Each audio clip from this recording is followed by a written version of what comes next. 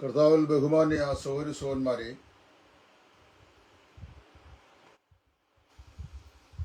നിങ്ങൾക്ക് ഏവർക്കും ക്രിസ്തുയേശുവിൽ എൻ്റെ സ്നേഹ വന്ദനങ്ങളെ വീണ്ടും അറിയിക്കുന്നു. ഇന്ന് വിചിത്ര വ്യാഖ്യാനങ്ങൾ എന്ന ശീർഷകത്തിൽ ഒരു ചെറിയ മെസ്സേജ് പറയാനാണ് ദൈവസ്ഥനിൽ ആഗ്രഹിക്കുന്നത്. വിചിത്ര വിശേഷങ്ങൾ എന്ന് പറയുമ്പോൾ ഒരുപക്ഷെങ്കിൽ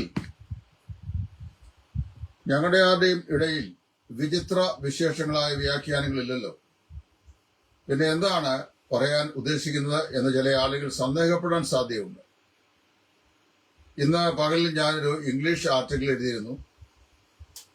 എന്നാൽ ഇംഗ്ലീഷ് ആർട്ടിക്കിൾ വായിച്ച് മനസ്സിലാക്കുന്ന ആളുകൾ എൻ്റെ അനുവാചികളിൽ വളരെ കുറച്ച് മാത്രമേ ഉള്ളെന്ന് ആ ആർട്ടിക്കിളിനോടുള്ള പ്രതികരണം കൊണ്ട് എനിക്ക് മനസ്സിലാക്കാൻ സാധിക്കുന്നുണ്ട്.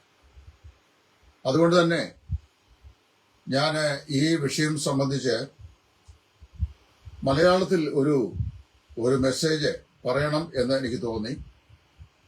ഇതാരെയും വിമർശിക്കാനോ ഇകഴ്ത്തി കാണിക്കാനോ പ്രതികാര ബുദ്ധിയോടുകൂടിയോ ഉള്ളതല്ല, മറിച്ച് ദൈവവചനത്തെ സംബന്ധിച്ച്, ദൈവവചനത്തിന്റെ സത്യസന്ധതയെ സംബന്ധിച്ച് വ്യക്തമായ നിലയിൽ ഒരു ശുശ്രൂഷ ചെയ്യണം എന്നുള്ളത് കൊണ്ട് ഞാൻ ഈ വിഷയം പറയാനാണ് ഇപ്പോൾ ആഗ്രഹിക്കുന്നത്. അപ്പോൾ അതുകൊണ്ട് ഈ വിഷയത്തെ സംബന്ധിച്ച് മുൻവിധി കൂടാതെ നിങ്ങൾ ഈ വിഷയം മനസ്സിലാക്കണം എന്ന് ദൈവസഭയിൽ ഞാൻ ആഗ്രഹിക്കുകയാണ്. മുൻവിധി കൂടാതെ മനസ്സിലാക്കണം എന്ന് പറഞ്ഞാലും ചില ആളുകൾ മുൻവിധിയോടുകൂടെ അതിനെ ശ്രദ്ധിക്കാൻ സാധ്യതയുണ്ട്. അതുകൊണ്ട് ആ കാര്യത്തെ സംബന്ധിച്ച് ഞാൻ ഇപ്പോൾ അല്പം സംസാരിക്കാൻ ആഗ്രഹിക്കുകയാണ്. വിശുദ്ധ വേദപുസ്തകത്തിന്റെ വ്യാഖ്യാന ശാസ്ത്ര ശാഖത്തെ ഹെർമനോട്ടിക്സ് എന്ന പേരിലാണ് അറിയപ്പെടുന്നത്. ബൈബിൾ കോളേജുകളിൽ ദൈവവചനം പഠിച്ചിട്ടുള്ള എല്ലാ ആളുകൾക്കും ഹെർമനോട്ടിക്സ് എന്ന് പറഞ്ഞാൽ എന്താണെന്ന് വളരെ വ്യക്തമായി അറിയാം എന്ന് ഞാൻ മനസ്സിലാക്കുന്നു. വേദപുസ്തകത്തിന്റെ അക്ഷരീയമായ വ്യാഖ്യാന ശാഖയെ സംബന്ധിച്ചുള്ള പഠനശാഖയാണ് ഹെർമനോട്ടിക്സ് എന്ന് പറയുന്നത്. അപ്പോൾ വാസ്തവത്തില് ഈ ഹെർമനോട്ടിക്സിൽ വേദപുസ്തകം എങ്ങനെയാണ് വ്യാഖ്യാനിക്കേണ്ടത്? എല്ലാവരും ബൈബിൾ കോളേജിൽ പോയി പഠിച്ചവരാണോ എന്ന് ചോദിച്ചാൽ അല്ല. ഇനിയും ബൈബിൾ കോളേജിലൊന്നും പഠിക്കേണ്ട ആവശ്യം സുവിശേഷവേലയ്ക്കില്ല എന്ന് പറയുന്ന ആളുകളും ധാരാളമുണ്ട്. ബൈബിൾ കോളേജിൽ പഠിച്ചിട്ടുള്ള ആളുകളെ പരിഹസിക്കുന്ന ആളുകളുണ്ട്. ഇപ്പൊ എന്നെയൊക്കെ പരിഹസിക്കുന്ന ആൾക്കാർ, അതായത് അയാൾ വലിയ പുള്ളിയാണെന്നാണ് ചിന്താഗതി, എന്തൊക്കെയോ അറിയാവുന്ന ഭാവമാണ്. 2009 ഞാൻ ഈ ഫേസ്ബുക്ക് മീഡിയയിൽ വന്നു കഴിഞ്ഞപ്പോൾ സോഷ്യൽ മീഡിയയുടെ മാക്സിമം ഉപയോഗിക്കാൻ കഴിയുന്നത് ഞാൻ സുവിശേഷവേലയ്ക്ക് ഉപയോഗിച്ചിട്ടുണ്ട്. അന്ന് തന്നെ നിരന്തരമായി വിമർശിച്ചിടുന്ന ഒരു കൂട്ടം ആൾക്കാരുണ്ട്. ഇയാൾ എപ്പോഴും ഇങ്ങനെ ഫേസ്ബുക്കിൽ ഇരിക്കുകയാണ്, ഇയാൾക്ക് വെളിയിൽ പോയി വല്ല പ്രവർത്തനം ചെയ്യരുതോ, വല്ല പരസ്യയോഗങ്ങൾ ചെയ്യരുതോ, കവലകൾ പ്രസംഗിക്കരുതോ, പിന്നെ അങ്ങനെയുള്ള സോഷ്യൽ ചെയ്യണ്ടോ, എപ്പോഴും ഇങ്ങനെ ഫേസ്ബുക്കിൽ ഇരിക്കുകയാണ്. ഇത് കഴിഞ്ഞപ്പോൾ അത് ധാരാളമായി ചെയ്തു. ഞാൻ അധികം മൈൻഡ് ചെയ്തില്ല, ഒരുപാട് ത്യാഗമൊക്കെ സഹിച്ചു. ഇപ്പൊ കഴിഞ്ഞ 1-2 വർഷങ്ങളായി വിശ്രമരഹിതമായി കവലകൾ പ്രസംഗിക്കുന്നുണ്ട്. അപ്പോൾ എനിക്കൊരു പേര് കിട്ടി, കവല പ്രസംഗം, തെരുവ് പ്രസംഗം എന്ന് തന്നെ നിരന്തരം വിളിച്ച് ആക്ഷേപിക്കുന്ന ചില ആളുകളുണ്ട്. അതുപോട്ടെ, എന്ന് മാത്രമല്ല, ഈ തെരുവ് പ്രസംഗം എന്ന് പറയുന്നത് അത് വെറും പ്രയോജനമില്ലാത്തതാണെന്നും പേരും പ്രശസ്തിയും ഉണ്ടാക്കാൻ വേണ്ടിയാണെന്നും കൺവെൻഷൻ പ്രസംഗിക്കാൻ കിട്ടാത്തതുകൊണ്ട് പ്രസംഗിക്കുകയാണെന്നും അല്ലെങ്കിൽ തെരുവിൽ പോവുകയിലായിരുന്നും ഒക്കെയുള്ള വിമർശനങ്ങളായി. നയാ പൈസയുടെ ചെലവ് ഈ പറയുന്ന ആൾക്കാർക്ക് ആർക്കെങ്കിലും ഉണ്ടോ എന്ന് എനിക്കറിയാൻ പോയി. ഞാൻ അതൊന്നും ഇപ്പോൾ ശ്രദ്ധിക്കുന്നില്ല, കാര്യം അങ്ങനെ എന്തെല്ലാം പറയുന്നു, അതല്ല എന്റെ വിഷയം. അപ്പോൾ ഒരിക്കൽ ഞാൻ ഫേസ്ബുക്കിൽ തന്നെ ഇരിക്കുകയാണെന്ന് പറഞ്ഞവരെല്ലാം ഇന്ന് 24 മണിക്കൂറും ഫേസ്ബുക്കിൽ ഇരിക്കുകയാണ്. വാട്സാപ്പ് തുറക്കാൻ വയ്യ, കാര്യം അതിനകത്ത് ഇങ്ങനെ ശരവർഷമില്ലാതെ അങ്ങ് പഠനമാണ്. എനിക്ക് ഈ നാളിൽ എന്റെ കണ്ടെത്തലുകള് നമ്മളിങ്ങനെ തലമുടി ആരെ ഇഴ കയറി ഒരുപാട് പഠിപ്പിച്ചതാണ് പ്രശ്നം എനിക്ക് തോന്നി. കാരണം അറിയാം, ഇങ്ങനെയുള്ള ഈ ശരവർഷമില്ലാത്ത പഠിപ്പിക്കലല്ല, നമ്മുടെ പഠിപ്പിക്കലുകൾക്കനുസരിച്ചുള്ള മാതൃകയുള്ള ജീവിതമാണ് നമുക്ക് ആവശ്യം. പ്രാദേശിക സ്ഥലസഭകൾക്ക് പലതും മാതൃകയില്ലാത്തവരാണ് ഇതിൽ പഠനം നടത്തുന്നത്. മുൻകാല ജീവിതങ്ങളിൽ മ്ലേച്ഛമായ ജീവിതം നയിച്ചിട്ടുള്ള ആളുകളും ഇന്നും ദേശത്ത് വേണ്ടത്ര സാക്ഷ്യമില്ലാത്ത ആളുകളാണ് പല സ്ഥലങ്ങളിലും സഭ ഭരിക്കുന്നത്. അതുകൊണ്ട് ഞാൻ സഭയ്ക്കകത്ത് ഒരു കാര്യങ്ങളും ഇപ്പോൾ ചെയ്യാറില്ല. പുറത്ത് ദൈവം ഏൽപ്പിച്ച് ശുശ്രൂഷ ചെയ്യുന്നു. എന്റെ വിഷയത്തിലേക്ക് വരട്ടെ. ബൈബിൾ വ്യാഖ്യാന ശാസ്ത്രത്തിന് രണ്ട് സുപ്രധാന ശാഖകളാണുള്ളത്. ഒന്ന് എക്സിജീസിസ്, മറ്റേത് ഐസിജീസിസ്. എന്താണ് ഈ എക്സിജീസിസ്, എന്താണ് ഈ ഐസിജീസിസ്? ഇത് രണ്ടും പറയാൻ ഞാൻ ആഗ്രഹിക്കുന്നു. ഈ എക്സിജീസിസ് എന്ന് പറഞ്ഞു കഴിഞ്ഞാൽ ഇന്റർപ്രറ്റിംഗ് ദ ടെക്സ്റ്റ് എന്ന് പറയാം. അതായത് ഒരു വേദഭാഗത്തെ അത് അങ്ങനെ തന്നെ നമ്മൾ എന്ത് ചെയ്യുക, വ്യാഖ്യാനിക്കുക, അത് വെളിപ്പെടുത്തി കൊടുക്കുക, അതിനകത്ത് എന്താണ് പറഞ്ഞിരിക്കുന്നത്.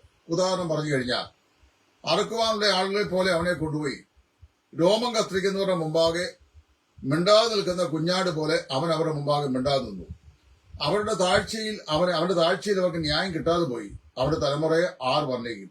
ഇത് ഷാണ്ണൻ വായിക്കുന്നു, ഒന്നും മനസ്സിലാകുന്നില്ല. എങ്ങനെയാന്ന് ചോദിച്ചു കഴിഞ്ഞാൽ, ഞങ്ങളൊക്കെ മാർത്തമായിലും ഓർത്തഡോക്സിലും ഒക്കെ ആയിരുന്ന സമയത്ത് എന്ന് സുറിയാനി ചൊല്ലിയാൽ അതിന്റെ അർത്ഥം എന്താണെന്ന് അറിയാൻ വയ്യാതെ ഞങ്ങൾ മിനപോലും ബാധ മിനപോലും ബാത്മിൻ ആമീൻ എന്ന് പറയും. അത് ഇന്നും പറയാൻ അറിയാം. അതുപോലെയാണ് ഷണ്ണന്റെ സ്ഥിതി. അപ്പൊ ഫിലിപ്പോസ് ഷണ്ണോട് ചോദിച്ചു, do you understand what you read? നീ വായിക്കുന്നത് ഗ്രഹിക്കുന്നത്. അപ്പൊ അവൻ പറയാണ്, unless someone interpret it how shall I perceive? ഒരുവൻ വ്യാഖ്യാനിച്ചതല്ലാതെ ഞാൻ എങ്ങനെ ഗ്രഹിക്കും?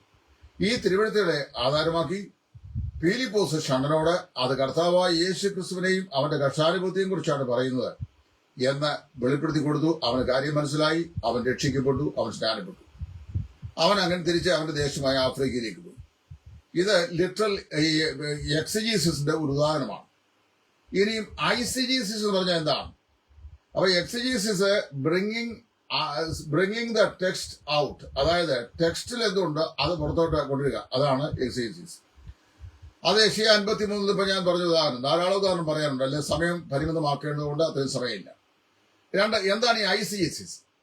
ഐസിജീസിസ് എന്ന് പറഞ്ഞാൽ an attempt to interpret under the text. ദൈവവചന ഭാഗത്തോട് നമ്മുടെ അസംഷൻസ്, അനുമാനങ്ങൾ, നിഗമനങ്ങൾ, സ്പെക്കുലേഷൻസ്, നിരൂപണങ്ങൾ ഇതെല്ലാം അങ്ങോട്ട് കൊടുത്തിട്ട് ഇങ്ങനെയാണ് ഇതിന്റെ ആത്മീയാർത്ഥം എന്ന് പറഞ്ഞ് വ്യാഖ്യാനിക്കുന്ന രീതിയാണ് ഈ എക്സിജീസിസ്, ഐസിജീസിസ് എന്ന് പറയുന്നത്.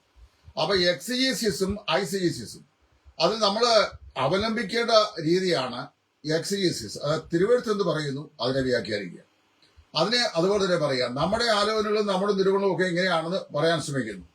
ഞാൻ ബ്രദറൻ പെന്തക്കോസ്റ്റൽ വിഭാഗങ്ങൾ, അവരാണല്ലോ ഈ വേദോത്സവം കൂടുതൽ വ്യാഖ്യാനിക്കുന്ന ആളുകൾ. ഈ രണ്ട് ശാഖയിലുള്ള 3 ആളുകൾ, അപ്പൊ ഞാൻ അവരുടെ ആരുടെയും പേരോട് പറയാൻ ആഗ്രഹിക്കുന്നില്ല, കാരണം അത് പറയുന്നത് ശരിയല്ലല്ലോ. എന്നാൽ അവരുടെ ഈ അങ്ങനെയുള്ള മെസ്സേജുകൾ യൂട്യൂബിൽ കിടപ്പുണ്ട്, അത് കേൾക്കുമ്പോൾ നിങ്ങൾക്ക് മനസ്സിലാവും. അങ്ങനെ 3 ആളുകൾ 3 വ്യത്യസ്ത സമയങ്ങളിൽ നൽകിയ 3 ഇന്റർപ്രിട്ടേഷൻസ്, അത് ഞാൻ ഐസിജീസിസിന് ഉദാഹരണമായി ചൂണ്ടിക്കാണിക്കാൻ ആഗ്രഹിക്കുകയാണ്. ഈ എക്സിജീസിസ് ഞാൻ പറഞ്ഞു എന്താണെന്ന്, bringing the text in to out. മറ്റേത് ഈ ഇന്റർപ്രറ്റിംഗ് ടു ദ ടെക്സ്റ്റ് ആണ്. ടെക്സ്റ്റിലേക്ക് നമ്മൾ നമ്മുടെ ആലോചനകളെ ഇന്റർപ്രറ്റ് ചെയ്യുകയാണ്.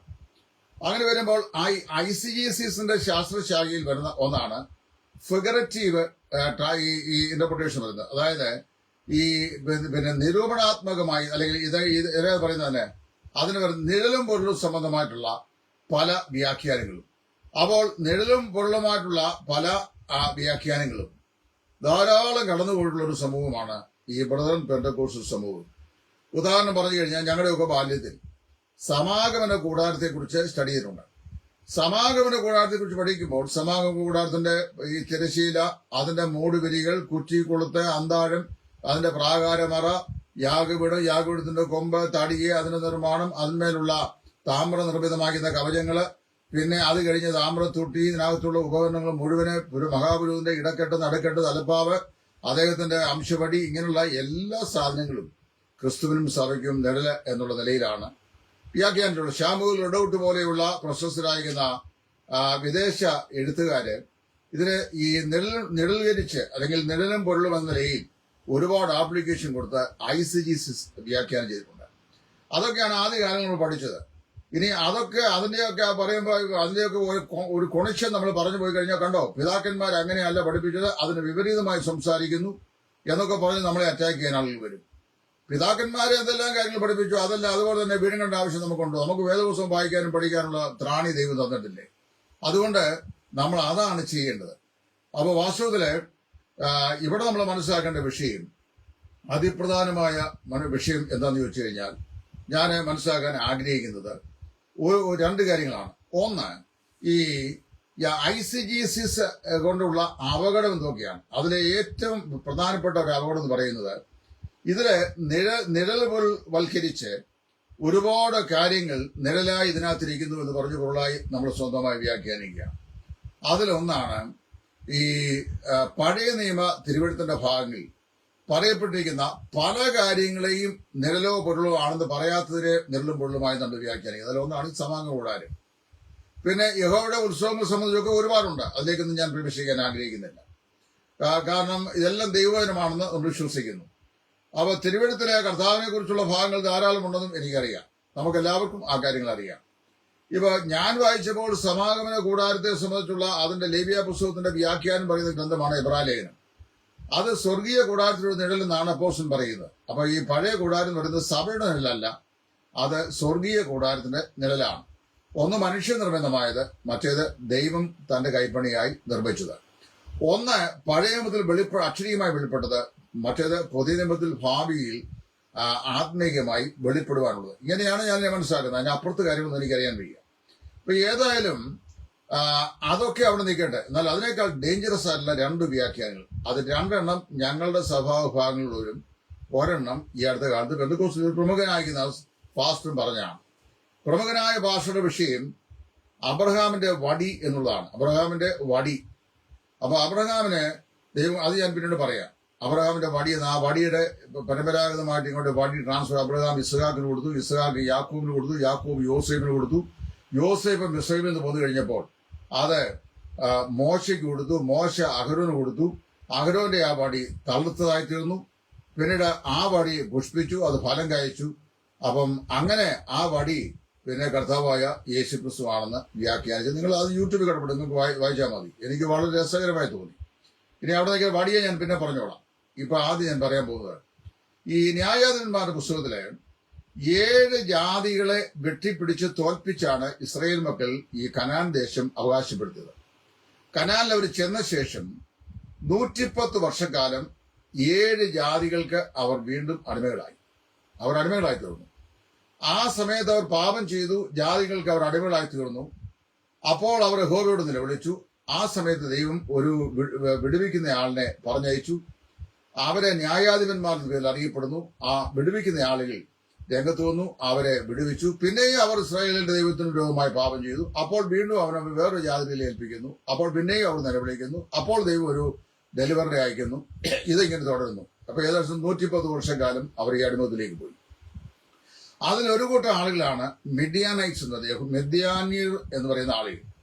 അത് കനാൻ ദേശത്ത് ജീവിച്ചിരുന്ന ഒരു ജാതികളാണ്. ഫെലിസ്തര്, ഗിർഗസ്യര്, എബൂസ്യര്, മിഡിയനൈറ്റ്സ്, അമോറൈറ്റ്സ്, മോവാബൈറ്റ്സ് എന്നൊക്കെ പറയുന്ന ഓരോരോ ജാതി വിഭാഗങ്ങളിൽപ്പെട്ട ആളുകൾ.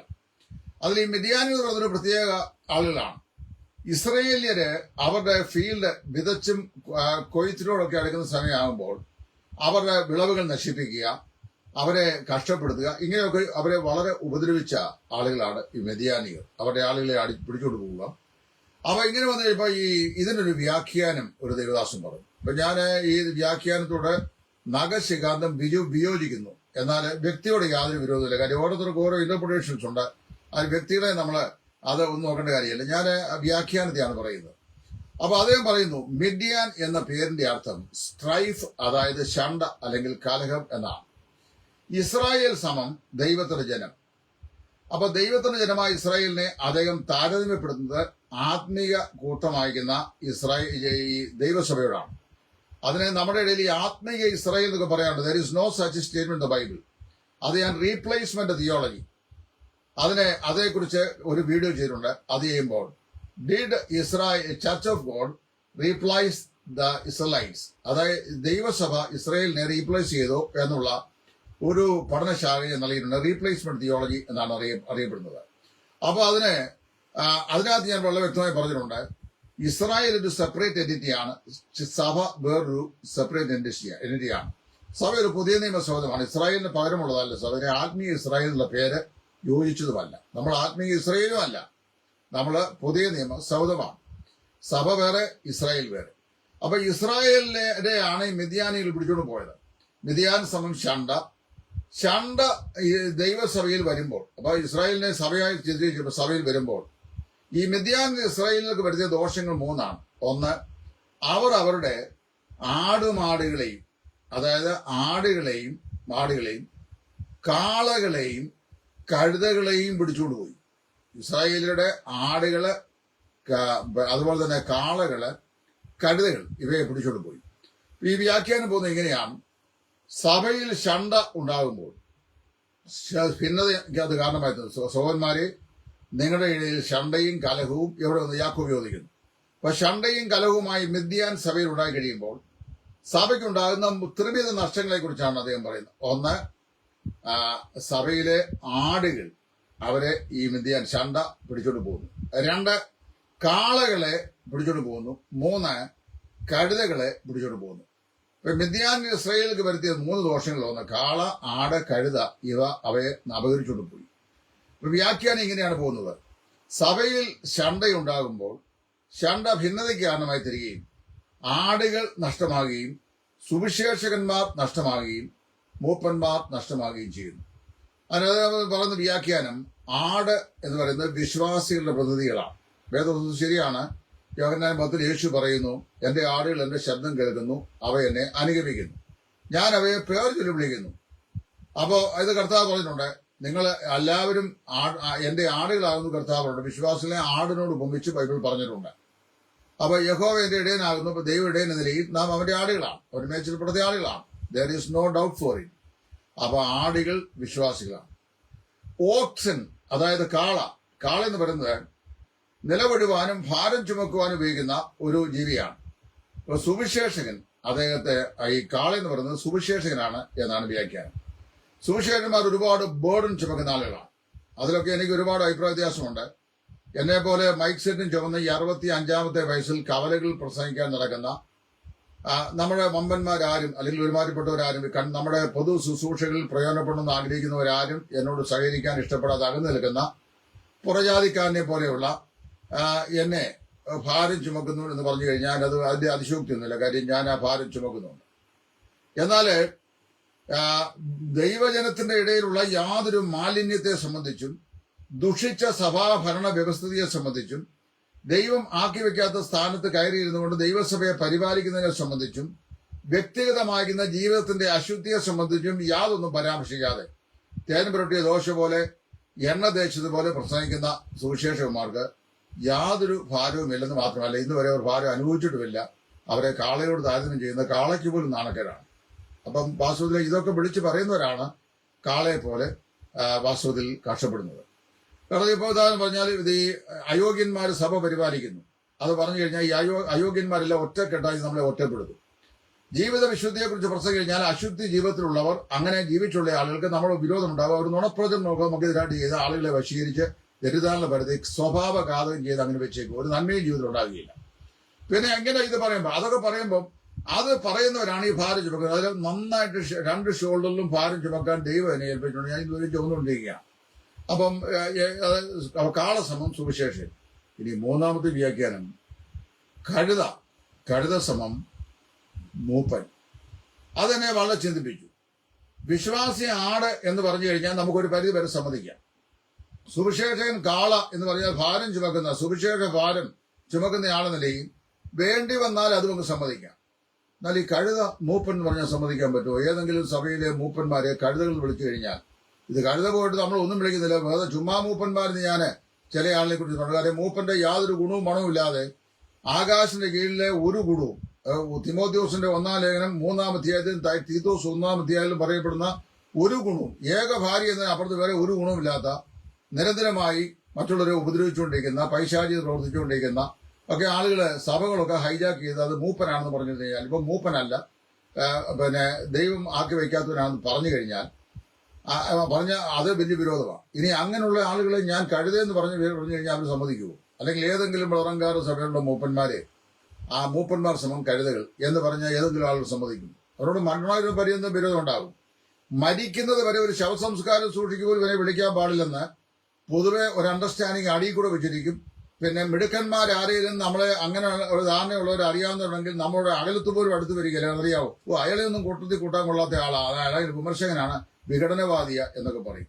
പെണ്ണുപിടിക്കാൻ പോകുന്നവനെ, മോഷ്ടിക്കുന്നവനെ, വിസാഖാച്ചവടം ചെയ്യുന്നവനെ, അയോഗ്യമായി ജീവിക്കുന്നവനെ, കള്ളു കുടിക്കുന്നവനെ, പിന്നെ ഇങ്ങനെയുള്ള തോന്നിയാഭാസങ്ങൾ ചെയ്യുന്ന ആളുകളാണെങ്കിൽ അവർക്ക് പ്രശ്നമില്ല. മര്യാദയ്ക്ക് ദൈവത്തെ അനുസരിക്കണമെന്ന് പറഞ്ഞാൽ അവൻ വിഘടനവാദിയാണ്, കൊള്ളരുതാത്തവനാണെന്നൊക്കെ പറയും. അങ്ങനെയാണ് യെശയ്യാവ്, യിരെമ്യാവ്, ഏലിയാവ്, യോഹന്നാൻ സ്നാപകൻ, മോശ, അപ്പോസ്തലനായ പൗലോസ് ഇവിടെയും വിഘടനവാദികളായിരിക്കണമല്ലോ. അതായിക്കോട്ടെ, സാരമില്ല, നമ്മൾ സമ്മതിച്ചു. അപ്പം മിദ്യാൻ സമം ഷണ്ട, ഇസ്രായേൽ സമം സഭ. ഷണ്ട സഭയിൽ ഉണ്ടായിക്കഴിഞ്ഞാൽ നഷ്ടങ്ങൾ: 1 ആട്, 2 കാള, 3 കഴുത. അതായത് വിശ്വാസികൾ, സുവിശേഷകന്മാർ, മൂപ്പന്മാർ, ഇവയെ സഭയ്ക്ക് നഷ്ടമാകുന്നു. നല്ല വ്യാഖ്യാനമാണ്. ഇതിന്റെ ബാക്കി എങ്ങനെയുണ്ടെന്ന് നിങ്ങൾ തന്നെ ചിന്തിച്ചോളൂ, ഞാനൊന്നും പറയാൻ പോകുന്നു. ഇനി രണ്ടാമത്തെ വ്യാഖ്യാനം, ഞാനിത് ഒരിക്കലും മെസ്സേജിനകത്ത് പറഞ്ഞാണ്.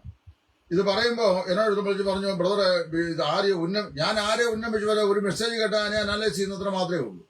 അതാര് പറഞ്ഞു? ഞാൻ പറയുന്നതിന് ഇപ്പോൾ ഒരാളെടുത്ത് ഇപ്പൊ ആൻസന്മാരെ അവനോട് ശ്രദ്ധിക്കുന്നുണ്ട്. മിക്കവാറും ഒക്കെ ഞാൻ പറയുന്ന ആൽബസ്റ്റാനും ഒക്കെ തെറ്റാന്നൊക്കെ അദ്ദേഹം പറയാറുണ്ട്. എനിക്ക് അതിന് വിരോധമൊന്നുമില്ല. കാര്യം അദ്ദേഹം പറയട്ടെ. നമ്മൾ പറയുന്ന കാര്യങ്ങൾ വേറെ ആള് അത് എടുത്ത് സംസാരിക്കുന്നെങ്കിൽ കേൾവിക്കാർ ഡിസൈഡ് ചെയ്യട്ടെ whether which is true or not എന്നുള്ളത്. അതുകൊണ്ട് എനിക്കൊരു സന്തോഷമേ ഉള്ളൂ. അപ്പോ അവിടെ പറഞ്ഞതിനറിയാമോ, യാക്കോബിന്റെ ഭാര്യയായിരുന്ന റാഹേൽ മച്ചിയായിരുന്നു. ആ റാഹേൽ മച്ചിയായിരുന്നുകൊണ്ട് അവൾക്ക് മക്കളുണ്ടായിരുന്നില്ല. അപ്പൊ അവളുടെ ദാസിമാർ ലേയ അവളെ പലപ്പോഴും കളിയാക്കുകയൊക്കെ ചെയ്തു. അത് അവൾക്ക് വലിയ മനോവിഷമായി. അങ്ങനെ ഇരിക്കുമ്പോൾ ഈ ലിയായുടെ മകൻ രൂപേൻ വയലുകൾ ചെന്നിട്ട് ദൂതായിപ്പഴം എന്നൊരു സാധനം, മാൻഡേക്ക് എന്നാണ് അതിന്റെ ഇംഗ്ലീഷ് നെയിം, ഇത് പിറക്കിക്കൊണ്ട് വന്നു. അതില് ചിലത് എനിക്ക് തരാമോ എന്ന് റാഹേൽ ചോദിച്ചു. അപ്പൊ ഈ ലിയ പറയാണ്, കഴിഞ്ഞ രാത്രിയിൽ നീ എന്റെ ഭർത്താവിനെ അപഹരിച്ചത് കൂടാതെ ഇപ്പോൾ എന്റെ മകൻ കൊണ്ടുവന്ന ദൂതായിപ്പഴം കൊണ്ട് നിനക്ക് വേണം എന്ന് ചോദിച്ചു. എന്ന് പറഞ്ഞാൽ കഴിഞ്ഞ രാത്രിയില് ഇവർ രണ്ടുപേരും ഭാര്യമാരാണല്ലോ. കഴിഞ്ഞ രാത്രിയിൽ യാക്കോബ് റാഹേലിലൂടെയാണ് ഉറങ്ങിയത്. അപ്പൊ ഇവള് പറയാ, കഴിഞ്ഞ രാത്രി നീ എന്റെ ഭർത്താവിനെ അപഹരിച്ചു, നിനക്കത് പോരാ, ഇപ്പൊ എന്റെ മകൻ കൊണ്ടുവന്ന് ദൂതായിപ്പഴം വേണം. അപ്പൊ അവള് പറഞ്ഞു, എനിക്ക് അതിൽ ചിലത് തരുമോ എന്ന് പിന്നെയും ചോദിച്ചു. അപ്പോ ഒരു വ്യാഖ്യാത പറഞ്ഞത്, Rachel was not satisfied for having Jacob in the night passed with her, but she wanted the mandrake, the Christ. ഇത് യൂട്യൂബിൽ കിടപ്പുണ്ട് ഈ മെസ്സേജ്. ഞാന് കള്ളം പറയുന്നതാണെങ്കിൽ നിങ്ങൾ കരുതി നോക്കിയാൽ മതി. ഞങ്ങളുടെ ഒരു പ്രസിദ്ധമായ കൺവെൻഷന് ഒരു സുവിശേഷ വിലക്കാരൻ പ്രസംഗിച്ചാണ്. ഞാൻ പിന്നീട് ഒരിക്കൽ അദ്ദേഹത്തെ കണ്ടു കഴിഞ്ഞപ്പോൾ ഇതിന്റെ ഫോൾട്ട് എന്താണെന്ന് ഞാൻ പറഞ്ഞു കൊടുത്തു. പക്ഷെ അവരൊക്കെ ഈ 6-7 കൊല്ലം ബൈബിൾ കോളേജിൽ പഠിച്ച് ജീവിതത്തിൽ പട്ടിണി കിടന്ന് വയറെല്ലാം ഒട്ടിപ്പോയി, പിന്നെ കൊളൈറ്റീസും ഒക്കെ പിടിച്ച് ഇരിക്കുന്ന നമ്മളെക്കാളൊക്കെ വളരെ ദൈവം നന്നായി പഠിക്കുന്ന ആളുകളായതുകൊണ്ട് നമുക്ക് ആരോടും അങ്ങനെ ഇന്നത്തെ കാലത്ത് കറക്ഷൻ പറ്റില്ല. ദൈവസ്നേഹത്തിൽ ഞാൻ പറഞ്ഞു, this is not the way of interpreting the scripture എന്ന് ഞാൻ പറഞ്ഞു. അത് സ്വീകരിക്കട്ടെ, ഇല്ലെങ്കിൽ ഇല്ലാതിരിക്കട്ടെ. അപ്പൊ അദ്ദേഹം പറഞ്ഞത്, ഈ റാഹേല് യാക്കോബിനെ തലേ രാത്രിയിൽ അവളുടെ ഭർത്താവായി അവളോടുകൂടെ സഹവസിക്കുവാൻ ആ രാത്രി ലഭിച്ചതിൽ അവൾ തൃപ്തിയായിരുന്നില്ല. അവളുടെ സാറ്റിസ്ഫാക്ഷൻ എങ്ങനെയാണ് ലഭിക്കുന്നത്? She wanted mandrake the Christ. ക്രിസ്തുവാകുന്ന മാൻഡ്രേക്കിനെ കിട്ടിയാൽ മാത്രമേ അവൾ സംതൃപ്തയാകുമായിരുന്നുള്ളൂ എന്നാണ് വ്യാഖ്യാനിച്ചത്. അപ്പൊ ഈ മാൻഡ്രേക്കിൽ ക്രിസ്തു. അപ്പൊ ഇത് കേട്ടപ്പോ എനിക്ക് വളരെ അതിശയോക്തി തോന്നി, അല്പം അസ്വസ്ഥതയും തോന്നി. അസ്വസ്ഥത തോന്നിയത് ദൈവവചനം പഠിക്കുന്ന ഒരു വിദ്യാർത്ഥി നിലയിലാണ്. അപ്പോൾ ഞാൻ എന്ത് ചെയ്തു അറിയാമോ, ഈ മാൻഡ്രേക്ക് എന്താണെന്ന് സ്റ്റഡി ചെയ്യാൻ ശ്രമിച്ചു. അപ്പോൾ അങ്ങനെ ഈ മാൻഡ്രേക്കിനെ കുറിച്ച് സ്റ്റഡി ചെയ്തപ്പോൾ മരുഭൂമിയിലെ മലർവാടി എന്ന പേരിൽ ഒരു നല്ല പുസ്തകം പത്തനംതിട്ട, അതിന്റെ ഹെഡിങ് അങ്ങനെ എനിക്ക് തോന്നുന്നു, എൻ്റെ ഇരിപ്പുണ്ട് ആ പുസ്തകം. മരുഭൂമിയിലെ മലർവാടി എന്നാണോ എന്നെനിക്ക് തോന്നുന്നു. ഇനി കറക്ഷൻ ഉണ്ടെങ്കിൽ ക്ഷമിക്കുക. പത്തനംതിട്ട കാതലിക് കോളേജിലെ ബോട്ടണി ഡിപ്പാർട്ട്മെന്റ് ഹെഡായിരുന്ന ഡോക്ടർ ഡീഹാനും അദ്ദേഹത്തിന്റെ മകൻ മാത്യു ഡീഹാനും ഇവരെ ബൈബിളിൽ പരാമർശിക്കുന്ന സസ്യങ്ങൾ, ഹെർബ്സിനെ സംബന്ധിച്ച് പലസ്തീൻ, ഇസ്രായേൽ രാജ്യങ്ങളിൽ പോയി കുറെ നാളുകൾ, നീണ്ട നാളുകൾ അവിടെ താമസിച്ച് ബൈബിൾ പരാമർശിക്കുന്ന എല്ലാ സസ്യങ്ങളെയും വൃക്ഷങ്ങളെയും കുറിച്ച് ശാസ്ത്രീയമായി പഠിച്ചിട്ട് അവരെഴുതിയ മനോഹരമായ ഒരു പുസ്തകമാണിത്. ആ പുസ്തകത്തിന്റെ ഒരു കോപ്പി ഞാൻ വാങ്ങി. ആ കോപ്പി വാങ്ങിയത് മാത്രമല്ല, ബൈബിൾ ഡിക്ഷണറി ഞാൻ എടുത്തു. പല ഡിക്ഷണറി എൻ്റെ ലൈബ്രറിയിലുണ്ട്. ഇപ്പോഴത്തെ ലേറ്റസ്റ്റ് ഡിക്ഷണറി വരെ ഉണ്ട്. അത് ഞാൻ പരിശോധിച്ച് നോക്കട്ടെ. What is Mandrake? What kind of fruit is this? What is it's medicinal value? അല്ലെ അതിന്റെ പ്രശസ്തി എന്താണ്? ഇതൊക്കെ ഞാൻ ഒന്ന് വായിച്ചു നോക്കി. വായന എനിക്ക് ഇഷ്ടമായിട്ട് വായിച്ചു നോക്കിയാണ്. അപ്പൊ ഈ ഡോക്ടർ ഡിഹാനും മാത്യു ഡിഹാനും കൂടെ ജോയിൻലി എഴുതിയിരിക്കുന്ന ഈ പുസ്തകം ചരിത്രത്തിൽ ലഭിക്കാവുന്ന ഏറ്റവും മനോഹരമായ പുസ്തകമാണ്. They have touched every trees and plants and herbs which are mentioned in the Bible. Bible പറയപ്പെടുന്ന എല്ലാ വൃക്ഷങ്ങളെയും സസ്യങ്ങളെയും ചെറിയ ചെടികളെയും സംബന്ധിച്ച് അവർ ശാസ്ത്രീയമായി അതേക്കുറിച്ച് എഴുതിയിട്ടുണ്ട്. അതിലോരോന്നിന്റെയും മെഡിസിനൽ വാല്യൂ ഒക്കെ എഴുതിയിട്ടുണ്ട്, അവൈലബിലിറ്റി എഴുതിയിട്ടുണ്ട്. അപ്പൊ ആദ്യം ഞാൻ പഠിച്ചപ്പോൾ മാൻഡ്രേക്കിനെ കുറിച്ച് പഠിച്ചു. മാൻഡ്രേക്ക് എന്നറിയാവും, അത് ദൂതായി പഴം എന്നുള്ള സാധനമാണ് മാൻഡ്രേക്ക്. അവർ പറയുന്നത് ഇസ്രായേലിലെ പാടശേഖരങ്ങൾ, നമ്മുടെ ഇവിടുത്തെ നെൽപ്പാടശേഖരങ്ങൾ പോലെ പാടശേഖരങ്ങളിൽ ഈ നമ്മുടെ നാട്ടിലെ പണ്ട് ഈ മലയോര പ്രദേശങ്ങളിൽ ആടിനെ തീറ്റാൻ പോകും ഈ കണ്ടത്തിന്റെ വരമ്പുകളിൽ കലതി എന്ന് പറഞ്ഞ ഒരു വയലറ്റ് പൂവ് ഉണ്ടാകുന്ന ഒരു ചെടിയാണ്. ഇപ്പൊ അത് നമ്മുടെ ഇവിടുത്തെ ഈ പൂന്തോപ്പിലൊക്കെ വലിയ വിൽപ്പനയ്ക്കായി വെച്ചിട്ടുണ്ട്. വലിയ വിലയാ. കലേഡിയ അതിന്റെ വർഗത്തിൽപ്പെട്ടാന്ന് തോന്നുന്നു. അപ്പൊ ഈ കലേഡിയ വർഗത്തിൽപ്പെട്ട ഈ കലതി ചെടിയില് പോലെടുത്ത് വയൽവരമ്പുകളിൽ പടർന്നു കിടക്കുന്ന ഒരു വള്ളിച്ചെടിയാണ് ഈ ദൂതായി എന്ന് പറയുന്നത്. ഇത് പൂക്കുന്ന സമയം, അതായത് ഏപ്രിൽ മെയ് മാസങ്ങളിലാണ് ഇത് പൂക്കുന്നത്. ഇത് പൂക്കുമ്പോൾ ഒരു വശീകരണ സ്മെല്ല്, അതായത് ഒരു വശ്യ നറുമണം ഇതിനുണ്ട്. അപ്പൊ ഇതില് ഇപ്പൊ തന്നെ ഈ കന്മദം എന്ന് പറയുന്ന ഒരു വൃക്ഷം കൊടുത്ത് വരുന്നത് എനിക്കറിയാൻ വയ്യ. അത് പൂക്കുന്ന സമയത്താണ് ആ ആനയ്ക്ക് ഇണ ചേരാനായിട്ടുള്ള താല്പര്യം ഉണ്ടാകുന്നതെന്ന് ഞാൻ പറഞ്ഞു കേട്ടിട്ടുണ്ട്. സത്യമാണെന്ന് എനിക്കറിയാൻ വയ്യ കേട്ടോ, ഞാൻ പറഞ്ഞു കേട്ടുള്ളതാണ്. അതുപോലെ തന്നെ ഈ കാട്ടിലെ നമ്മുടെ ഈ മുരിക്ക് പൂക്കുന്ന സമയത്ത് ആനകൾക്ക് ഇണചേരാനുള്ള ഒരു പ്രത്യേക അനുഭൂതി ഉണ്ടാകും എന്ന് പറഞ്ഞു കേട്ടിട്ടുണ്ട്. അത് ശാസ്ത്രീയമായ സത്യം നിങ്ങൾ ഇനിയും തെരഞ്ഞെടുത്ത് അത് കണ്ടെത്തേണ്ടതായിട്ടിരിക്കുന്നു. എനിക്ക് പറഞ്ഞു കേട്ടുള്ള അറിവേ ഉള്ളൂ, ഞാൻ അതിനെക്കുറിച്ച് നോക്കിയിട്ടില്ല. എന്നാൽ ഈ ദൂതായിയെ കുറിച്ച് പഠിച്ചപ്പോൾ ദൂതായിയുടെ ഫ്ലവറിന് ഒരു വശീകരണ മണമുണ്ട്. ഇതടിക്കുമ്പോൾ ഒരു എന്താ പറയുക, സെക്സ് അപ്പീൽ പോലുള്ള ഒരു സ്മെല്ലുണ്ടെന്നാണ് പറയപ്പെടുന്നത്. ഇതിന്റെ പഴത്തെ കുറിച്ച് പറയുന്നത് ഏതാണ്ട് തക്കാളി പഴത്തോട് സമാനമായ ഒരു പഴമാണ്. അപ്പം നമ്മുടെ ഇവിടുത്തെ ഈ ചൈനയിൽ ഉണ്ടാകുന്ന ഒരുതരം ഫ്രൂട്ട് തക്കാളി പോലെ ഇരിക്കുന്ന തക്കാളിയേക്കാൾ വലിപ്പമുള്ള ഒരു മഞ്ഞ നിറമുള്ള ഫ്രൂട്ട് ഈ ഗൾഫ് രാജ്യങ്ങളിൽ ഇപ്പൊ ഇവിടുത്തെ മാർക്കറ്റിൽ കിട്ടും. അതിന്റെ ടേസ്റ്റ് ഏതാണ്ട് ഓമപ്പഴത്തിന്റെ ടേസ്റ്റ് ആണ്. പക്ഷെ വേറെ എന്തോ സാരം മെഡിസിനൽ വാല്യൂ ഉണ്ടെന്നാണ് പറയുന്നത്. കിലോയ്ക്ക് 400 രൂപയാണ്. അപ്പോൾ ഇതുപോലൊരു പഴമാണ് ദൂതായിപ്പഴം. ഈ ദൂതായിപ്പഴത്തെ സംബന്ധിച്ച് ഒരു വിശ്വാസം ഉണ്ടായിരുന്നു ഇസ്രായേലിന്റെ. എന്ന് പറഞ്ഞാല് ഈ മക്കളില്ലാത്ത ആളുകൾ ഈ ദൂതായിപ്പഴം കഴിച്ചാൽ അവർക്ക് ഗർഭമുണ്ടാകും എന്നൊരു വിശ്വാസമുണ്ട്. അത് ഇതുവരെയും ശാസ്ത്രീയമായി തെളിയിക്കപ്പെട്ടതല്ല. എന്നാൽ അവരുടെ വിശ്വാസം അങ്ങനെ ആയിരുന്നു. ഇത് കഴിച്ചു കഴിഞ്ഞാൽ, അങ്ങനെ ചില ഹെർബൽ മെഡിസിൻസ് ഉണ്ടല്ലോ, കഴിച്ചു കഴിഞ്ഞാൽ ചില പ്രയോജനമൊക്കെ ഉണ്ടാവും. അപ്പൊ ഇതിങ്ങനെ കഴിച്ചു കഴിഞ്ഞാൽ അതിന് ഈ പ്രഗ്നൻസി ഉണ്ടാകാനുള്ള സാധ്യത വളരെ കൂടുതൽ ഉളവാക്കുന്ന ഒരു പഴമാണ്, മെഡിസിനൽ വാല്യൂ ഉള്ളതാണെന്ന് വിശ്വസിക്കുന്നു.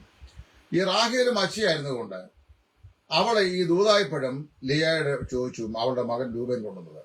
ഇനി എന്താണ് ഈ ദൂതായി നോക്കി.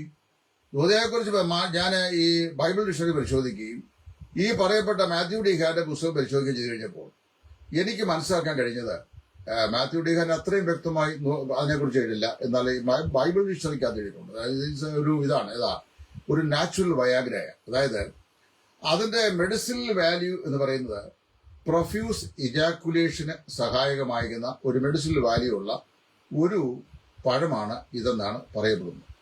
അപ്പൊ ഈ ദൂതായിപ്പഴം തരാമോ എന്ന റാഹേൽ ചോദിച്ചതിന്റെ പിന്നിലെ ചേതോ വികാരം ഒരു പക്ഷെങ്കില് യാക്കോബിന്റെ ഇവളെ മച്ചിയാണല്ലോ, മക്കളുണ്ടാകുന്നില്ലല്ലോ. യാക്കോബ് ഇത് കഴിച്ചാൽ ഒരു പക്ഷെങ്കിൽ അവര് പ്രൊഫ്യൂസ് ആയിട്ടുള്ള ഇജാക്കുലേഷൻ ഉണ്ടാവുകയും അവൾ ആഗ്രഹിക്കുന്നതിൽ അവൾ ഗർഭധാരണിയായി മക്കളെ പ്രസവിക്കുകയും ചെയ്യും എന്നുള്ള അവളുടെ വിശ്വാസമായിരിക്കണം ഈ ദൂതായിപ്പഴം. അല്ലെ അവിടെ വേറെ എന്തെല്ലാം പഴങ്ങളുണ്ട്, മാതള നാരകവും അത്തിയും ഒക്കെ സമൃദ്ധിയായി കിട്ടുന്ന സ്ഥലത്ത് പിന്നെ ദൂതായിക്ക് വേണ്ടി ഇവള് ഇങ്ങനെ ബെഗിയേണ്ട ആവശ്യമുണ്ട്. അപ്പൊ അവൾ വളരെ അപേക്ഷ കഴിക്കണം. ഇതായിരിക്കണം അതിന്റെ കാരണം എന്ന് ഞാൻ ചിന്തിക്കുന്നു. പക്ഷേ never dreamed in your mind of Christ. ക്രിസ്തുവിനെ ഒരിക്കൽ പോലും അവളുടെ മനസ്സിൽ അവള് ചിന്തിച്ചിട്ടില്ല, തോന്നിച്ചിട്ടില്ല. അപ്പൊ ഞാൻ ഇതിനെക്കുറിച്ച് വായിച്ചു കഴിഞ്ഞപ്പോൾ mandrake is a kind of fruit which are available in the land of Israel, especially in their paddy field. അവരുടെ ഗോതമ്പിന്റെയോ അല്ലെങ്കിൽ മറ്റു പാട്ടിയോ ഒക്കെ ഫീലുകൾ ഉണ്ടാകുന്ന സാധനമാണ്. The people had an impression within their mind that those who intake these fruits will have, especially the male beings, the profuse ejaculation which resulted in the pregnancy in their female beings എന്നാണ് ഇതിനകത്ത് എഴുതിയിരിക്കുന്നത്. അപ്പൊ ഞാൻ ഈ Rachel, she was not satisfied with for having Jacob in the night past with her, but she wanted mandrake the Christ, അതായത് ക്രിസ്തു എന്ന ഈ ദൂതായിപ്പഴുത്തിൽ യേശു ക്രിസ്തുവിനെ കണ്ടു. എനിക്കത് വളരെ, അപ്പൊ യേശു ക്രിസ്തുവിനെ ഒരുത്തനെ ആചരിച്ചു കഴിഞ്ഞാൽ ഉണ്ടാകുന്നത് എങ്ങനെയാണോ എന്ന ഒരു ചിന്ത എന്റെ മനസ്സുണ്ടായി. വളരെ ഡേഞ്ചറസ് ആയിട്ടുള്ള ഒരു വ്യാഖ്യാനമാണ്. അപ്പൊ ഇത് രണ്ടാമത്തെ വ്യാഖ്യാനം. അപ്പൊ ഇതിനകത്ത് എത്രമാത്രം ബൈബിളുമായിട്ട് ഇതിനെ ബന്ധമുണ്ടെന്നുള്ളത് നിങ്ങളൊന്ന് ചിന്തിച്ച് നോക്കിക്കോളൂ. ഇത് കേട്ടിരിക്കുന്നവർക്ക് ഭയങ്കര രസം. ഈ വ്യാഖ്യാനം കേട്ടിട്ട് ചില ആളുകൾ അഭിപ്രായപ്പെട്ടത് ക്രിസ്തു തത്വശാസ്ത്രത്തിന്റെ പസഫിക് സമുദ്രത്തിന്റെ അന്തർഭാഗത്തോട് നമ്മളെ കൊണ്ടുപോയ അനുഭൂതി എന്നാണ് പറയുന്നത്. ഈ ദൂതായി പാഠത്തിനകത്ത് യേശു ക്രിസ്തുവിനെ ഈ 65 വയസ്സുള്ള മനുഷ്യൻ എനിക്ക് ഇതുവരെയും കാണാൻ കഴിഞ്ഞു. 45 കൊല്ലമായി ഞാൻ ഈ സുവിശേഷം പ്രസംഗിക്കുകയും വചനം പഠിച്ചുകൊണ്ടിരിക്കുകയും ചെയ്യുക. ഇത് രണ്ടെണ്ണം. ഇനി അടുത്ത കഴിഞ്ഞ ഇത് രണ്ടും ഞങ്ങളുടെ ഇടയിലുള്ള ആളുകൾ പറഞ്ഞ വ്യാഖ്യാനമാണ്. ഇതിനെ എക്സജീസിസ് എന്നേ പറയാറുള്ളത്. Where interpreting to the word of God. വേദപുസ്തകത്തോട് വേറെ യാതൊരു ബന്ധവുമില്ലാത്ത വേദഭാഗങ്ങളോട് തങ്ങളുടെ ആശയങ്ങളെ അങ്ങോട്ട് കോർത്തിണക്കി അതിനെ വ്യാഖ്യാനിച്ച ആളുകളെ ആത്മിക അനുഭൂതിയുടെ മാസ്മരികതയിലാക്കുക. ഏതോ വൻ കാര്യങ്ങൾ ഇവർ സംസാരിച്ചതായിട്ട് ആളുകൾക്ക് തോന്നും. അടുത്തത് നമ്മുടെ ഒരു പ്രശ്നത്തിനായിരിക്കുന്ന പാസ്റ്റർ പറഞ്ഞാണ്. ആ പാസ്റ്റർ പറഞ്ഞ വ്യാഖ്യാനമാണ് വളരെ രസകരമായിരിക്കുന്നത്. എന്താണെന്നറിയാമോ? അദ്ദേഹത്തിന്റെ പേര് ഞാനങ്ങ് മറന്നുപോയി. പ്രശസ്തനായ ഒരു പാസ്റ്റർ നമ്മുടെ ഒരു പെന്തക്കോസ്ത് സഭയിലെ. അപ്പൊ അദ്ദേഹം പറയാണ്, അഹരോന്റെ വടി എന്നുള്ളതാണ്. ആ വടിയാണ് വിഷയം. ആ വടി, ഇങ്ങനെ വടി ദൈവം അബ്രഹാമിന് കൊടുത്തിരുന്നു. അബ്രഹാം മെസോപ്പൊട്ടേമിയയിലെ കൽദയുടെ ഊരിൽ നിന്ന് ഇറങ്ങി പുറപ്പെടുമ്പോൾ അബ്രഹാമിനോട് ദൈവം പ്രത്യേകം കണക്കൊക്കെ പറഞ്ഞു. അതിന്റെ 6 മുഴമോ 8 അടിയോ നീളമുള്ള ഒരു ബദാം വൃക്ഷം എടുത്ത് അതിന്റെ തൊലി ഉരിച്ച് അതിൽ അബ്രഹാമിന്റെ പേരുമൊക്കെ എഴുതി ഒരു വടി. ആ വടി പിന്നീട് അബ്രഹാം തന്റെ മകനായ ഇസ്ഹാക്കിന് കൊടുത്തു. ഇസ്ഹാക്ക് തന്റെ മകനായ യാക്കൂബിന് കൊടുത്തു. യാക്കൂബ് ആ വടി തന്റെ യോസേഫിന് കൊടുത്തു. യോസേഫ് മിസ്രൈമിലായിരുന്നു. പിന്നീട് യോസേഫിൽ നിന്ന് ആ വടി മോശയ്ക്ക് കിട്ടി. ആ വടിയാണ് പിന്നെ മോശ ചെങ്കടലിന് മീതെ നീട്ടിയത്. അത് കഴിഞ്ഞ് മരുഭൂമിയിൽ വന്നു കഴിഞ്ഞപ്പോൾ സമാഗമന കൂടാരം ഉണ്ടാക്കി കഴിഞ്ഞപ്പോൾ മോശ ഈ വടി അഹരോന് കൊടുത്തു. ആ അഹരോന്റെ വടി പിന്നീട് അത് തളർത്ത് പുഷ്പിച്ചു. അത് ബദാം പുഷ്പവും കായും ഒക്കെ ഉണ്ടായി. അങ്ങനെ ആ വടി പിന്നീട് അങ്ങനെ അത് പിന്നെ കർത്താവായ യേശു ക്രിസ്തു അത് പര്യവസാനിക്കുന്നു. ഇവർ പറഞ്ഞ അബ്രഹാമിന്റെ വടി ഇങ്ങനെ തലമുറയായി ഇങ്ങനെ കൈമാറി ഒടുവിൽ വന്ന് അത് മോശ മുഖാന്തരായ അഹരോൻ മുഖാന്തരമായി പിന്നീട് ഇസ്രായേലിലെ പുരോഹിതന്മാർക്കും ഒടുവിൽ കർത്താവായി യേശു. അങ്ങനെ നമുക്ക് വേണ്ടി കാൽവറിയാകുന്ന മരത്തിൽ മരിച്ച കർത്താവായ യേശു ക്രിസ്തു എന്നാണ് ഈ പാസ്റ്റർ ഒടുവിൽ കൊണ്ടുവന്ന് ഇതിനെ സ്ഥാപിക്കുന്നത്. അപ്പൊ എനിക്ക് വാസ്തവത്തിൽ വേറെ അതിശയം തോന്നി. ഇങ്ങനെ വടിയെ സംബന്ധിച്ച് ഞാൻ ഇതുവരെ വായിച്ചത് ഉൽപ്പത്തി പുസ്തകം 12-ാം അധ്യായത്തിൽ തേജോമയനായ ദൈവം മെസോപ്പൊട്ടേമിയയിലെ കൽദയുടെ ഊരിൽ വെച്ച് അബ്രഹാമിന് പ്രത്യക്ഷനായി അവനെ കാണിപ്പാൻ ദിവസത്തേക്ക് യാത്ര ചെയ്യാൻ വിളിച്ചപ്പോൾ അവൻ പുറപ്പെട്ടു പോകുന്നുള്ളത് ശരിയാണ്. ദൈവത്തെ നോക്കി വടിയുടെ കാര്യത്തെക്കുറിച്ചൊന്നും അവിടെ നമ്മൾ വായിക്കുന്നില്ല. അവിടുന്ന് താൻ ഏലോൻ മോരോ ദേശം വരികയും ദേശത്ത് നെടുകയും കുറയുമായി കൂടാരം ഉണ്ടാക്കി അവിടെ താമസിക്കുകയും അത് കഴിഞ്ഞ് ദേശത്ത് ക്ഷാമം ഉണ്ടാകുകയും മിസ്രൈമിലേക്ക് പോകുമ്പോൾ വടി കൊണ്ട് പോയതായിട്ട് രേഖപ്പെടുത്തിയിട്ടില്ല. തന്റെ മകനായ ഇസ്ഹാക്കിന് അതേ ഒരു വടി കൊടുത്തതായിട്ടോ ഇസ്ഹാക്ക് യാക്കൂബിന് വടി കൈമാറിയതായിട്ടോ യാക്കോബ് യോസേഫിന് വടി കൊടുത്തതായിട്ടോ പിന്നെ അവിടുന്ന് പിന്നെ ഇങ്ങോട്ട് വരുമ്പോൾ യോസേഫ് അത് മോശയെ ഏൽപ്പിച്ചതായിട്ടോ പിന്നെ മോശ അഹരോന് കൊടുത്തതായിട്ടോ അഹരോന് പിന്നെ തലമുറകൾക്ക് കൈമാറിയതായിട്ടോ ആ വടിയിൽ പിന്നെ കർത്താവായ യേശു ക്രൂശിന്മേൽ മരിക്കുവാൻ കാരണമായി തീർന്നതായിട്ടോ ഒന്നും വേദപുസ്തകത്തിൽ ഇന്ന് വരെ ഞാൻ വായിച്ചിട്ടില്ല. നിങ്ങൾ ആരെങ്കിലും വായിച്ചിട്ടുണ്ടെങ്കിൽ കാണിച്ചു തന്നാൽ എനിക്ക് അംഗീകരിക്കുന്നതിന് യാതൊരു പ്രയാസവും ഇല്ല. ഇതെല്ലാം കേട്ട് ഹല്ലേലൂയ സ്തോത്രം പറയുന്ന കുറെ വിശ്വാസികൾ. അപ്പൊ എനിക്കൊരു യാഥാർത്ഥ്യം മനസ്സിലായി. മനുഷ്യന് കർണരസമാകുമാർ സംസാരിക്കുകയും അവന്റെ വൈകാരിക മണ്ഡലത്തിലെ പിന്നെ കണക്കിലധികം സ്വാധീനം ചെലുത്തത്തക്ക നിലയിലുള്ള വൈകാരികമാതയോടുകൂടിയ വ്യാഖ്യാന രീതി പറയുകയും ചെയ്താൽ നല്ല ബെസ്റ്റ് പ്രസംഗമായതെന്ന് ആളുകൾ സ്റ്റാമ്പ് ചെയ്യും. അല്ലാത്തൊരു ചെയ്യുകയില്ല. ഇത് വളരെ ഡേഞ്ചറസ് ആയിട്ടുള്ളൊരു അപ്രോച്ചാണ്. ദൈവത്തിന്റെ വചനം എന്ന് പറയും. ഞാനൊരിക്കല് 1982 കോളേജിൽ പഠിക്കുന്ന സമയത്ത് കണ്ണൂര് ഒരു ദൈവദാസനോട് താമസിച്ച അവധിക്കാലം ശുശ്രൂഷിക്കുമായിരുന്നു. അവിടെ വെച്ച് ന്യൂലി വിശ്വാസത്തിലേക്ക് വന്ന ഒരു ചെറുപ്പക്കാരൻ അതേ എഴുന്നേറ്റ് എന്നൊരു തോട്ട്സ് പറഞ്ഞു. ഞങ്ങൾ രാവിലത്തെ ബൈബിൾ ഡിവോഷൻ അദ്ദേഹം പറഞ്ഞ തോട്ട്സ് ഇങ്ങനെയാണ്: ആറാമത്തെ ദൂതൻ തന്റെ കലശം സമുദ്രത്തിൽ ഒഴിച്ചു. ആറാമത്തെ ദൂതൻ തന്റെ കലശം സമുദ്രത്തിൽ ഒഴിച്ചു. 2 തിമോത്തി 4:6 അപ്പോസ്തലനായ പൗലോസ് പറയുന്നു, ഞാൻ ഇപ്പോൾ തന്നെ പാനീയയാഗമായി ഒഴിക്കപ്പെടുന്നു. എന്നിട്ട് അദ്ദേഹം പറഞ്ഞ എന്റെ അഭിപ്രായത്തിൽ ഈ 2 ഒഴിക്കലും ഒന്ന് തന്നെയാണ്. ഏതാ? അപ്പോസ്തലനായ പൗലോസ് തന്റെ ജീവനെ പാനീയ യാഗമായി ദൈവസ്ഥൻ ഒഴിച്ച 2 തിമോത്തി 4:6 ആറാമത്തെ ദൂതൻ തന്റെ കലശം സമുദ്രത്തിൽ ഒഴിച്ചതും ഇദ്ദേഹത്തിന്റെ അഭിപ്രായത്തിൽ രണ്ടും ഒരേ ഒഴിക്കൽ തന്നെയാണ്. കേട്ട ചെല്ലു സ്വതം പറഞ്ഞു, ചെല്ല അങ്ങോട്ടും ഇങ്ങോട്ടും നോക്കി. ഇങ്ങനെ ചില ആളുകളുടെ വേദപുസ്തക വ്യാഖ്യാനം. അപ്പൊ ഇത് കേൾക്കുമ്പോൾ ചില ചിന്തിക്കും, പിന്നെ ഇതേ ഒരു വലിയ വ്യാഖ്യാതാവും മറ്റുള്ളവരെല്ലാം മണ്ണന്മാരെന്നാ ഇയാൾ പറഞ്ഞുകൊണ്ടിരിക്കുന്നത്. അങ്ങനെയല്ല. ഞാൻ വ്യാഖ്യാന വിശുദ്ധ മണ്ഡലം പറഞ്ഞാൽ തെളിവോടുകൂടി നിങ്ങൾ എനിക്ക് ബോധ്യപ്പെടുത്തിയ അംഗീകരിക്കുന്നതിലേക്ക് യാതൊരു പ്രയാസവും ഞാനത് സ്വീകരിക്കല്ല. ഞാനൊരു വലിയ സൂപ്പർ ഇന്റലിജന്റ് ഇൻഫാലിബിലിറ്റി ഉള്ള ആളൊന്നുമല്ല. ഞാൻ പറയുന്ന കാര്യങ്ങളൊക്കെ തെറ്റുവരാം. അത് കറക്റ്റബിൾ ആണ്. I am correctable. എന്നെ ഒരാൾ കറക്റ്റ് ചെയ്യാൻ ശ്രമിച്ചു കഴിഞ്ഞാൽ, പക്ഷെ വേറെ കാര്യമുണ്ട്, കറപ്റ്റ് ചെയ്യാൻ ശ്രമിക്കാൻ സമ്മതിക്കാറില്ല. കറക്റ്റ് ചെയ്യാൻ ചെയ്താൽ തെളിവും വ്യക്തതയുണ്ടെങ്കിൽ അത് ഞാൻ ചെയ്യാറുണ്ട്. അപ്പൊ ഞാൻ ഈ പറഞ്ഞു വന്നത് ഇങ്ങനെയുള്ള എക്സിജീസിസ് മെത്തഡോളജിയിൽപ്പെട്ട വേദവ്യാഖ്യാനങ്ങളുടെ അപകടങ്ങളാണ്. ഇത് പലതും ആത്മീയവൽക്കരിക്കുകയാണ്. വേദപുസ്തകത്തിന്റെ ഏത് ഭാഗത്തെയും വായിച്ചിട്ട് അതിനെ ആത്മീയവൽക്കരിക്കുക. നമ്മുടെ ചിന്തകൾ, നിഗമനങ്ങൾ, നിരൂപണങ്ങൾ, ഭാവനകൾ ഇതൊക്കെ അതിലൂടെ അടിച്ചേൽപ്പിച്ചിട്ട് നമ്മൾ പറയുക ഇതിങ്ങനെയാണ്. മനസ്സിലായോ? അപ്പൊ അങ്ങനെ വരുമ്പോ നമ്മൾ വാസ്തവത്തില് എന്താണ് ഇതിൽ ഉദ്ദേശിക്കുന്നത്, അല്ല എങ്ങനെയാണ് വേദപുസ്തകം വ്യാഖ്യാനിക്കേണ്ടത്? വേദപുസ്തകത്തില് unless otherwise a particular passage of scripture implicates something that is very serious and hidden in meaning to be understood only by means of interpretation. We should never go for allegorical method. ചില കാര്യങ്ങൾ ആഴമായ എന്തോ ആത്മീയ സത്യങ്ങൾ അതിൽ ഉല്ലേഖനം ചെയ്യപ്പെട്ടിട്ടുണ്ട്, അത് വ്യക്തമായി നമുക്ക് ബോധ്യമല്ല എന്ന് വന്നാൽ അതിനെ ആത്മീയവൽക്കരിക്കാനുള്ള സാധന പാഠങ്ങളോടുകൂടിയ വേദപുസ്തകത്തിന്റെ സഹായമല്ലാതെ മറ്റു യാതൊരു നിലയിലും ആത്മീയ വ്യാഖ്യാനം പറയരുത്. ലെറ്ററൽ ഇന്റർപ്രിട്ടേഷൻ ആണ് ചെയ്യേണ്ടത്. ആ ലെറ്ററൽ ഇന്റർപ്രിട്ടേഷനാണ് ഞാൻ പറഞ്ഞത്. ഷണ്ണൻ ഫിലിപ്പോസ് ചോദിച്ചു ചോദ്യം, ഒരുവൻ പൊരുൾ തിരിച്ചു തരാഞ്ഞാൽ ഞാൻ എങ്ങനെ വിശ്വസിക്കും? അപ്പൊ അവൻ പൊരുൾ തിരിച്ചു കൊടുത്തു. ഇത് കർത്താവിനെ കുറിച്ചാണ്. അത് നമുക്ക് നന്നായി വ്യാഖ്യാനിക്കാൻ കഴിയും. വ്യാഖ്യാന പക്ഷം അങ്ങനെയാണ് ചെയ്യേണ്ടത്.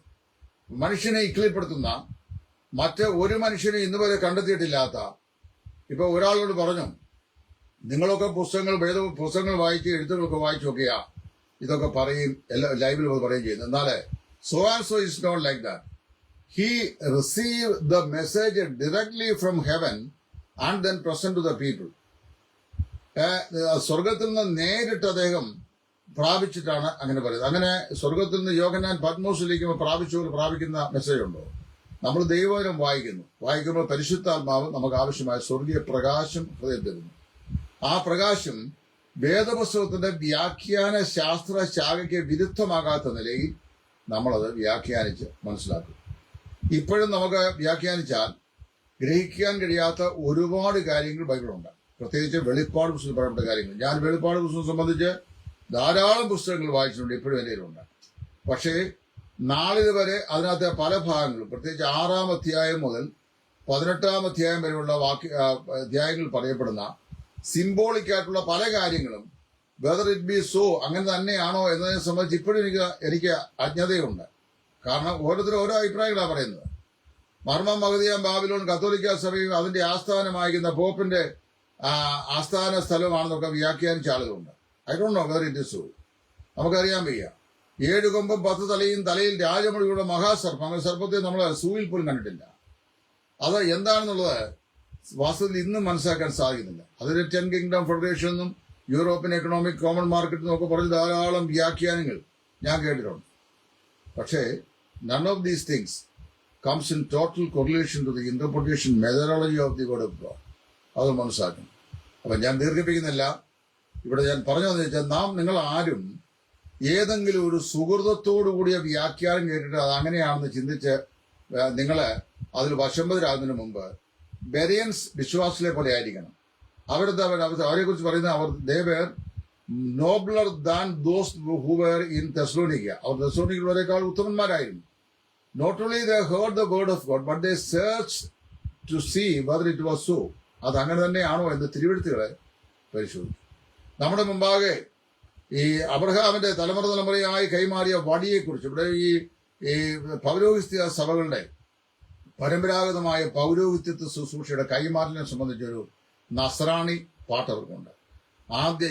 ഓർത്തഡോക്സാർക്കുള്ള ആദ്യ ആചാര്യത്വം കൈക്കൊണ്ട് അഹരോൻ മോശയോട് ഒന്നിച്ച് കറിയായ്ക്ക് അത് നൽകി. മോശ കറിയായി യോഹന്നാനേകി, യോഹന്നാൻ കർത്താവിനും കർത്താവിന്റെ സ്ത്രീകന്മാർക്കും സ്ത്രീകന്മാർ നാനാജാതി ആൾക്കാർക്കും കൊടുത്തുന്നായി പൗരോഹിത്യ പാട്ട് പറയുന്നു.